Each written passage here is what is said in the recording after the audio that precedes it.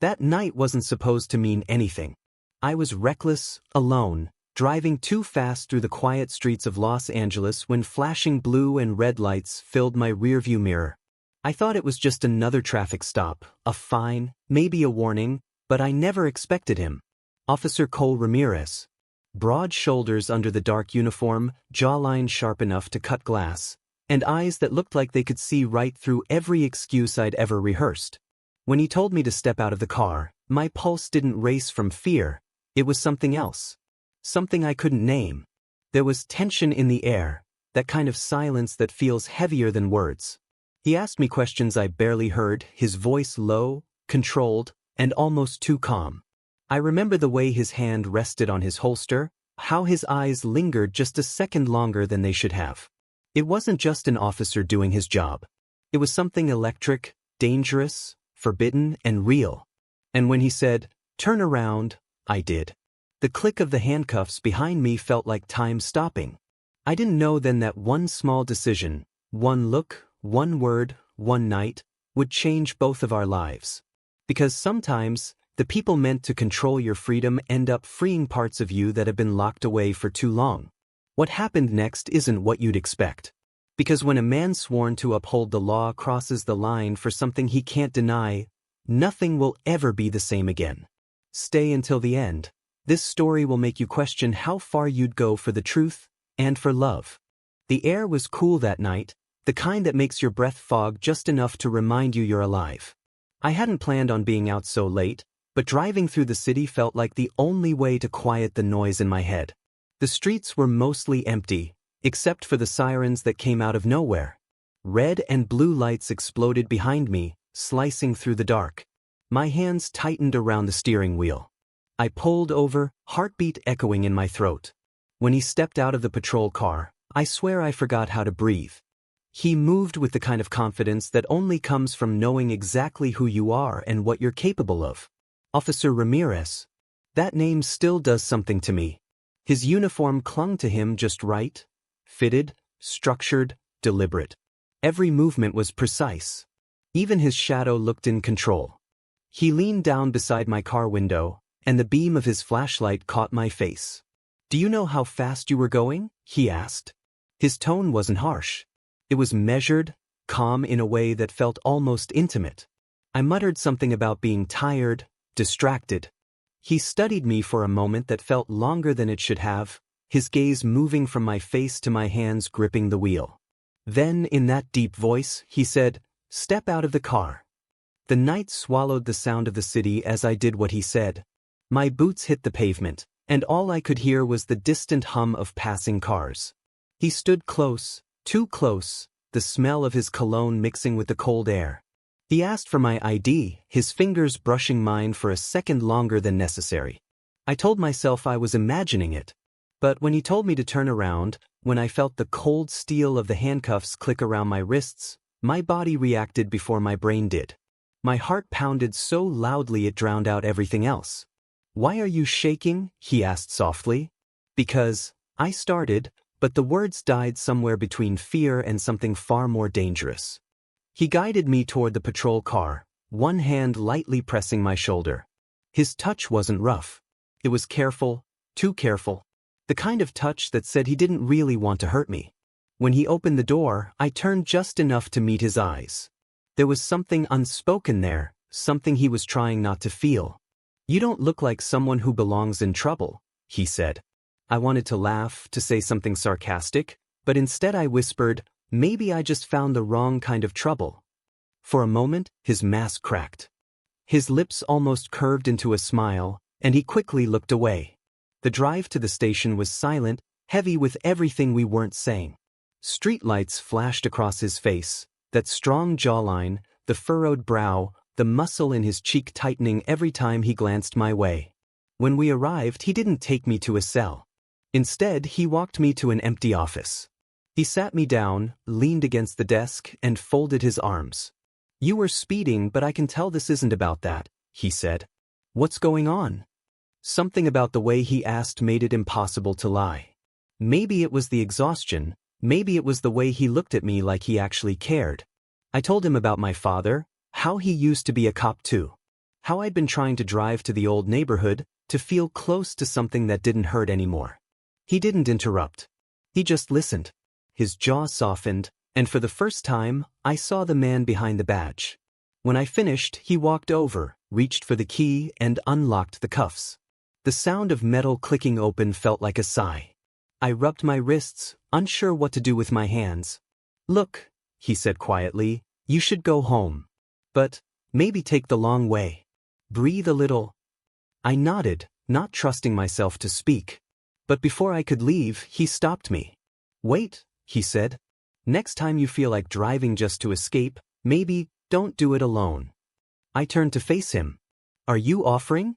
He hesitated, then smiled, just barely. "Maybe I am." That smile did something to me. It wasn't just gratitude or relief, it was recognition. Like he saw me in a way no one else ever had. As I walked out of the station, the city felt different. The night felt alive again. I didn't know it then, but that moment, that single, quiet exchange, was the start of something I'd spend years trying to understand. Because sometimes, the things that change your life forever don't start with a kiss. They start with a whisper. And I would soon learn what his whisper meant. For days after that night, I couldn't shake him from my thoughts. Officer Cole Ramirez, the man who handcuffed me, then unlocked something far more dangerous inside me. I told myself it was just adrenaline, just the rush of being caught off guard. But the truth? His eyes had stayed with me, echoing in my mind like a memory I couldn't file away. Every time I closed my eyes, I saw that half smile of his. That quiet confidence. That moment when his voice softened. The whisper that felt less like a command and more like an invitation. 3 nights later, I drove again, not to escape, but to feel something. I ended up near the same street where it had happened. The air smelled like rain, and the asphalt shimmered beneath the streetlights. I told myself it was a coincidence, but deep down, I hoped I'd see his patrol car again. I didn't even have to wait long. He appeared from the shadows, same car, same presence, same intensity. I almost laughed at the absurdity of it. He parked, stepped out, and his expression shifted from suspicion to surprise. Then, something else. Something softer. "You again," he said, closing the door. His tone wasn't angry. If anything, it sounded like relief. "Guess I have a habit of showing up where I shouldn't," I said. He crossed his arms, that teasing smirk forming. "Or maybe you're just hoping I'd be the one to find you." That line hit deeper than it should have. I wanted to deny it, but my voice betrayed me. Maybe I am. The silence that followed wasn't awkward. It was heavy, charged. The night air between us buzzed with everything unsaid. He gestured toward his car. "Come on. Walk with me. I'm off duty." We walked through a nearby park, the sound of crickets and distant traffic filling the space.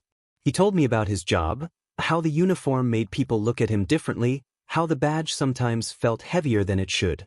I listened, and the more he spoke, the more I realized how human he was beneath all that armor. "I became a cop to protect people," he said, kicking a small stone. "But most days it feels like I'm protecting myself instead. From caring too much." That line stayed in the air between us. I wanted to say something, to tell him he didn't have to pretend. But before I could, thunder rumbled overhead. The first drops of rain began to fall. He looked up, smiled faintly, then turned to me. "Looks like we're getting caught again," he said. The rain fell harder, soaking through our clothes. He reached out, hesitated, then brushed a strand of wet hair from my forehead. His touch was gentle, careful, almost reverent. "You should get home," he said, his voice low, but I could see the conflict in his eyes. "Do you always tell people what they should do?" I asked. He exhaled, his jaw tightening. "Only when I'm trying to stop myself from doing something I shouldn't." The rain poured harder, drowning out everything else. I could barely hear my own heartbeat, but I could see his, in the rise and fall of his chest, in the way his eyes flicked down to my lips before darting away again. "What are you stopping yourself from doing?" I asked. He looked away, ran a hand through his soaked hair and muttered, "You don't want to know." But I did. God, I did. Without thinking, I stepped closer. The rain became our cover, no one else existed. Just him and me, standing in the middle of a dark park, our clothes plastered to our skin. He took a small step back, then stopped himself. "You're making this harder than it already is," he said, his voice trembling for the first time. "Maybe it's not supposed to be easy," I said. That was it. Something in him broke, or maybe it was set free. He grabbed my wrist, not roughly, but with a kind of desperation, like he needed to feel that I was real. His eyes searched mine, asking a question he couldn't say out loud. I didn't give him time to hesitate. I closed the distance. The kiss wasn't soft. It was raw, clumsy, and completely real. Rainwater slid down our faces, and his hands, strong, sure, rested on my neck, pulling me closer. For a man who lived by control, he kissed like someone finally surrendering. When we broke apart, breathing hard, he whispered the same words I hadn't forgotten since that night at the station. "Next time, don't do it alone." It hit me all over again, the way he said it. Like he wasn't just talking about driving. He was talking about life. About loneliness. About me. I laughed, still catching my breath. "You realize this makes us both terrible at following rules, right?" He smiled, brushing his thumb across my jaw. "Then maybe we make our own rules." The storm raged on, but for the first time, the world felt quiet. He drove me home that night. The silence between us wasn't empty anymore. It was full of everything we didn't need to explain. Before I got out, he said, "I shouldn't be here. I shouldn't want this." "But you do," I said softly. He didn't answer. He didn't have to. His eyes said everything. When I closed my door and watched his taillights fade into the rain, I knew it was too late. Whatever this was, whatever we were becoming, it had already begun. And deep down, I knew that loving a man like him would change everything I thought I knew about love and about myself. The next few days were torture. Every sound, every flash of headlights outside my window made my chest tighten. I kept replaying that night in the rain, the look in Cole's eyes before he kissed me, the warmth of his hands, the whisper that still echoed in my head. "Next time, don't do it alone." It wasn't just a line, it was a confession. But then came silence. No calls. No messages. Nothing. He'd vanished back into the world that demanded discipline and control, while I was left drowning in questions. Did it mean something to him? Was I just a moment of weakness? Or was he fighting the same storm inside that I was? On the fourth night, around 11 p.m., there was a knock on my door. 3 sharp taps. Deliberate, familiar. My heart stopped. I didn't need to look through the peephole to know who it was. When I opened the door, he was standing there in plain clothes, a black t-shirt that clung to his chest, jeans that still somehow looked like part of a uniform. His hair was wet again, but this time from sweat, not rain. "Can I come in?" he asked quietly.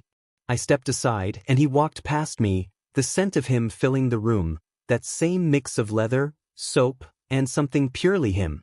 He turned, his expression unreadable. "I shouldn't be here," he said. "But I can't stop thinking about you." His voice cracked on the last word, and that was enough to break me. "You think I can?" I shot back. "You show up in my life, turn everything upside down, and then disappear like none of it mattered." He looked at me for a long time, his jaw tightening, his eyes dark. "It mattered," he said finally. "More than it should." The air between us felt electric again.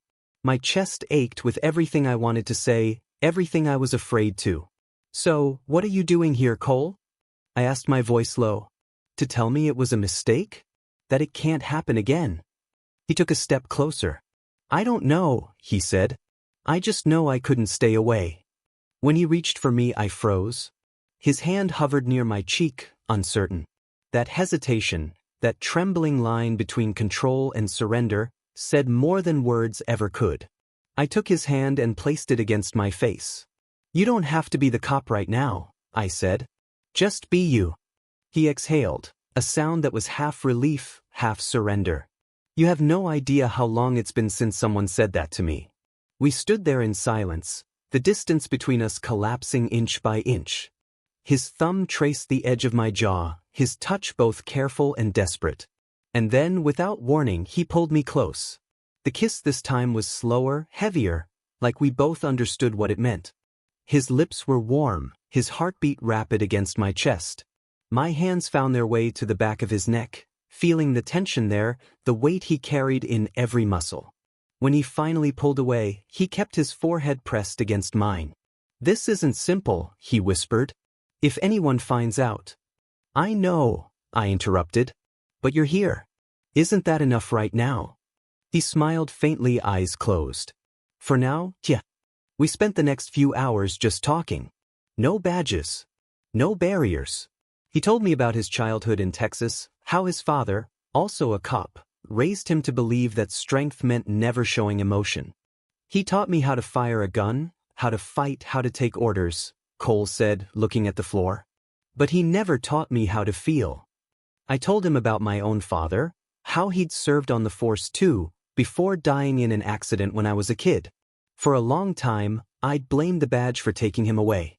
Maybe that's why I was drawn to Cole. Maybe I saw the same loneliness in him that I saw in my father before he left for work the last time. When Cole reached for my hand, I didn't pull away. His fingers were calloused, his grip firm but trembling slightly, like he wasn't used to holding on to anyone. Then came the moment that changed everything. His phone buzzed. He looked at it, eyes narrowing. "It's my captain," he muttered. "There's been an incident downtown." He stood up, the officer slipping back into his posture instantly. The transformation was almost painful to watch. "You have to go," I said quietly. He nodded, grabbing his jacket. "Yeah. But I'll come back. Promise." He hesitated. "You shouldn't ask me that," he said softly. "Not when I already broke every rule being here." Before I could say anything else, he leaned in and kissed me again, quick, almost urgent, like a secret goodbye. Then he left, the door closing behind him with a click that felt too final. I sat there in the silence, staring at the spot where he'd stood. The city outside continued without pause, sirens in the distance, life moving forward as if nothing had happened. But for me, everything had. Hours passed, and I couldn't sleep. Around 3 a.m., the phone rang. My heart jumped. It was him. But it wasn't his voice that answered. "This is Officer Hernandez," the voice said. "Are you close to Officer Ramirez?" My stomach dropped. "Yeah." "Why?" "There's been an accident," he said. "He's at St. Mary's Hospital." For a moment, I couldn't move. My mind refused to process the words.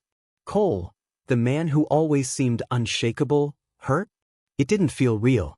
I grabbed my keys and ran out into the night, the same streets that had once brought us together now a blur through my tears.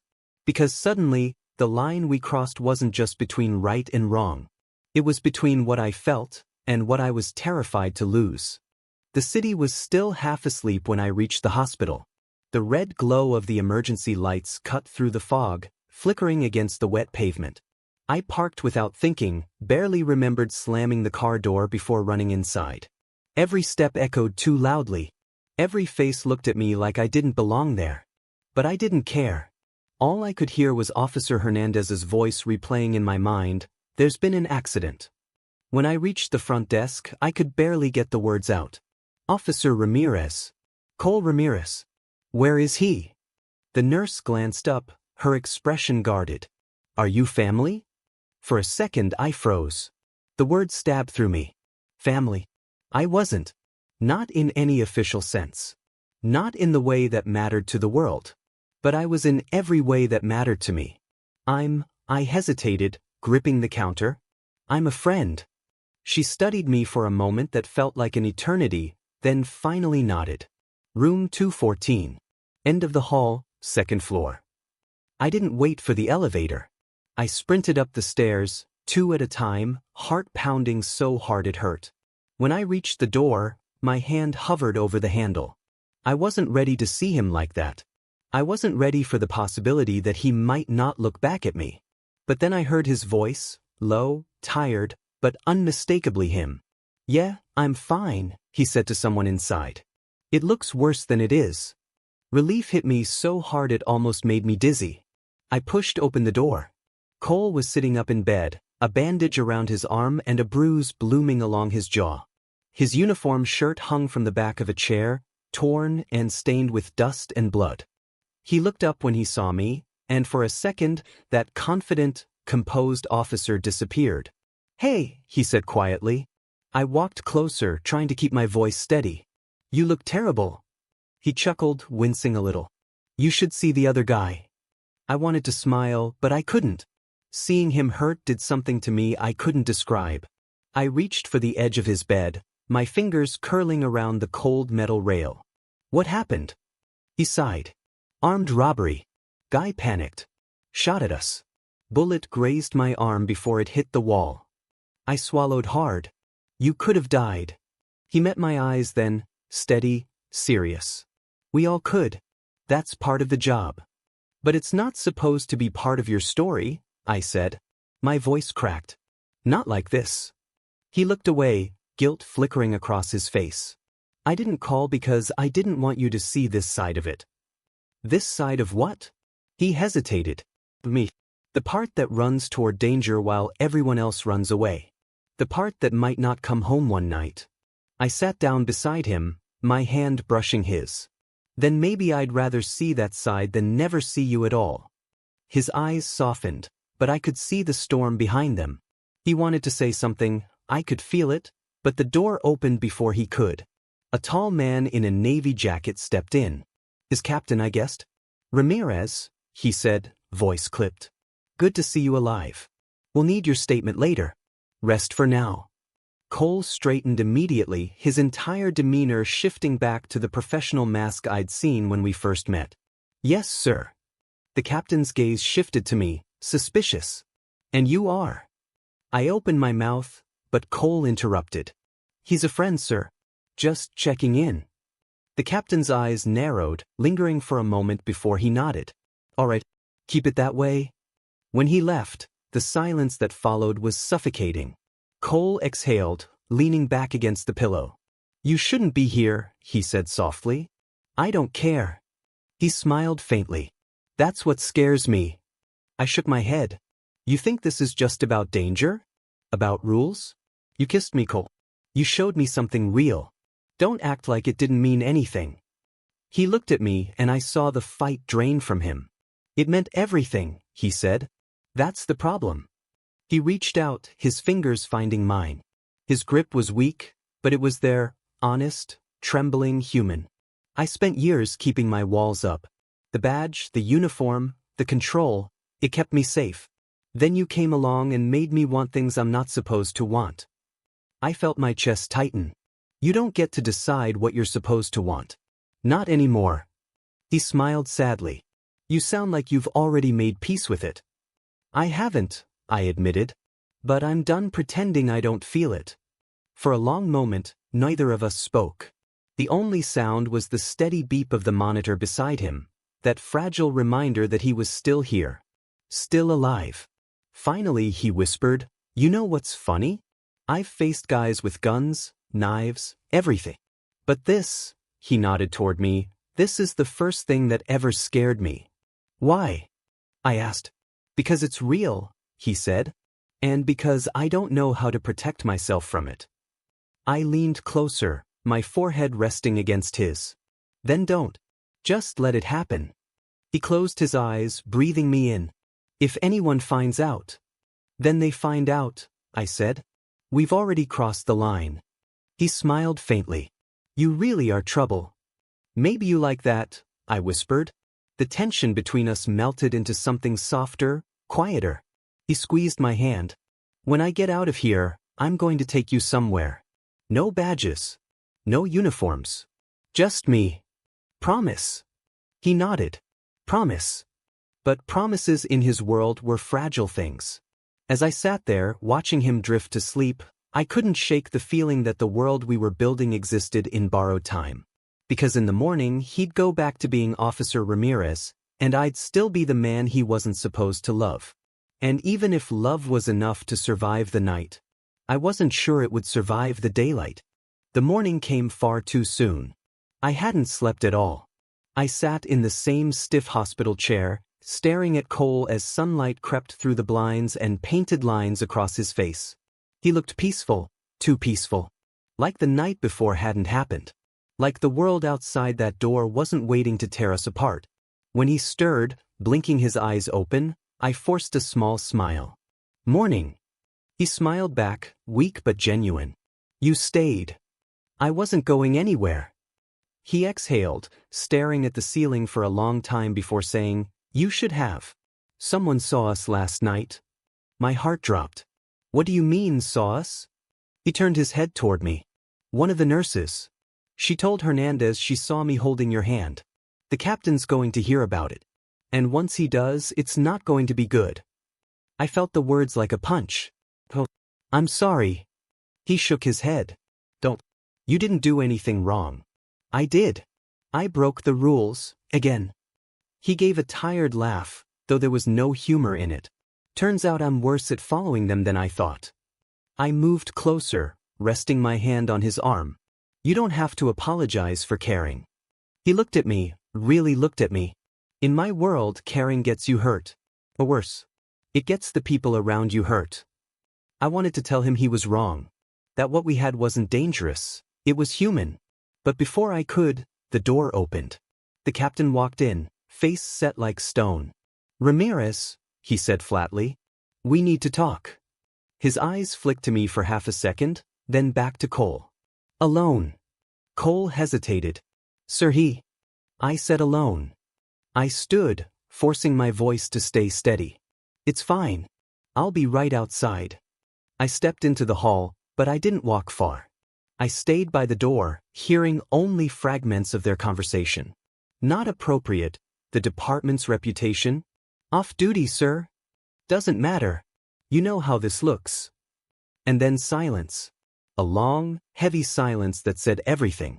When the door finally opened, Cole's face was pale. The captain brushed past me without a word. Cole didn't meet my eyes at first. He just sat there, hands clasped tightly, knuckles white. What did he say? I asked. He let out a shaky breath. I'm suspended.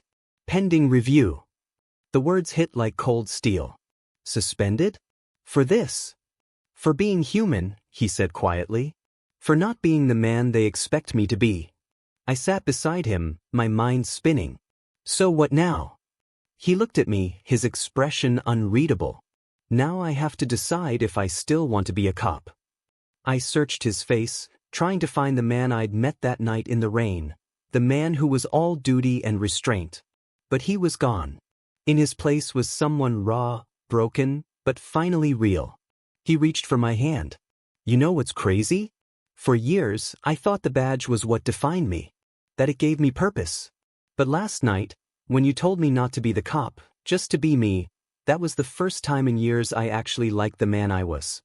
My throat tightened. Then maybe it's time you stop living for them. He smiled faintly. You make it sound so easy. It's not, I said. But it's worth it. He leaned back, staring at the window as the sunlight climbed higher. You know what I used to tell rookies? He said after a moment. That the hardest part of the job isn't facing danger. It's going home every night and pretending you didn't see the world break a little more each day. I swallowed hard. And now? He turned to me, eyes soft. Now I think the hardest part is realizing that somewhere along the line, I stopped believing I deserved something good. I reached out, brushing my fingers against his cheek. You do. He smiled, the kind of smile that felt like both an ending and a beginning. You have no idea what you've done to me. I could say the same, I whispered.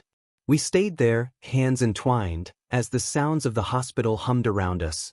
Distant voices, footsteps, life continuing. When he was discharged later that afternoon, I offered to drive him home. He didn't argue. The city passed by in silence until he finally said, I might leave the force. Take some time off. Figure things out. I glanced at him. Figure us out too? He smirked, that same half-smile I'd fallen for. If you'll let me. We pulled up to his apartment. Before he got out, he turned to me. You know, when I first met you, I thought you were trouble. I am trouble, I said. Yeah, he said, his smile softening. The kind I don't want to live without. He leaned forward and kissed me, slow, deliberate, a promise written in silence. When he pulled back, his forehead rested against mine. Whatever happens next, he said, I don't regret this. Not 1 second. Neither did I. He got out, standing on the curb, sunlight catching the edge of his badge still hanging from his belt. He looked back once more and I could tell, this was a goodbye to more than just me. It was a goodbye to the version of himself that had been living behind walls for too long. As I watched him walk away, I realized something: love isn't always about finding safety. Sometimes, it's about stepping into the fire and trusting that, even if you burn, what remains will be truer than anything before. I didn't know where his road would lead. Maybe he'd go back to the force. Maybe he wouldn't. But I knew that whatever came next, he'd face it not as the cop who followed orders, but as the man who finally learned how to love without fear. And me? I'd wait. Because some people are worth breaking every rule for.